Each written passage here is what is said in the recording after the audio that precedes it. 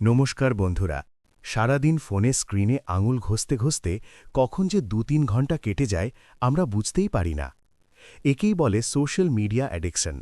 আমরা ভাবি রিল্যাক্স করছি, কিন্তু আসলে আমাদের মস্তিষ্ক আরও ক্লান্ত হয়ে পড়ছে। আজকের ভিডিওতে আমি বলবো কিভাবে এই মায়া থেকে বেরোবেন, এবং যদি আপনি আমার মতো একজন কন্টেন্ট ক্রিয়েটর হন, তবে কিভাবে আসক্ত না হয়েও নিজের কাজ চালিয়ে যাবেন। প্রথমে আসি সাধারণ আসক্তি কমানোর উপায়। ১. Notification off. অপ্রয়োজনীয় সব অ্যাপের নোটিফিকেশন আজই বন্ধ করুন। ফোন যেন আপনাকে না ডাকে, আপনার যখন দরকার তখন ফোন ধরবেন। ২. Bedroom rule. ঘুমানোর ১ ঘন্টা আগে এবং ঘুম থেকে ওঠার ১ ঘন্টা পর ফোন ছোবেন না। এই সময়টা নিজের জন্য রাখুন। Screen time tracking. আপনার ফোনের সেটিংসে গিয়ে দেখুন কোন অ্যাপে কত সময় নষ্ট হচ্ছে। নিজেকে একটি লিমিট বেঁধে দিন। ৩. মেনটেন করার জন্য আমার কিছু ছোট টিপস। To do list. প্রতিদিন সকালে একটি ছোট কাগজে লিখে নাও আজ ইউটিউবের জন্য কি কি কাজ করবে। কাজ শেষ হলে ফোন ফোকাস মোডে ফেলে দাও। App delete.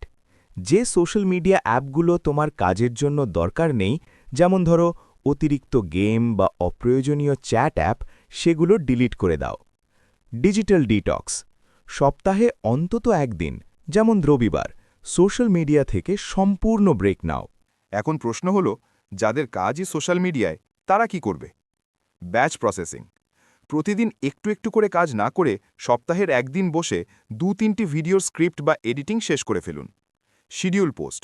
সরাসরি পোস্ট না করে মেটা বিজনেস সুইট বা ইউটিউব স্টুডিও ব্যবহার করে পোস্ট শিডিউল করে রাখুন। এতে আপনাকে বারবার অনলাইনে আসতে হবে না। কনজিউমার নয়, ক্রিয়েটর হন। সোশ্যাল মিডিয়ায় যখন ঢুকবেন, মাথায় রাখুন আপনি এখানে কাজ করতে এসেছেন, অন্যের ভিডিও দেখে সময় নষ্ট করতে নয়। মনে রাখবেন, সোশ্যাল মিডিয়া একটি টুল বা যন্ত্র মাত্র। একে নিজের জীবনের মালিক হতে দেবেন না। ডায়েরিতে কাজ লিখে রাখুন, আর দিনের শেষে ফোনটা দূরে সরিয়ে রেখে পরিবারের সাথে সময় কাটান। সুস্থ থাকুন, মানসিকভাবে শান্ত থাকুন। ভিডিওটি ভালো লাগলে শেয়ার করবেন। দেখা হচ্ছে পরের ভিডিওতে।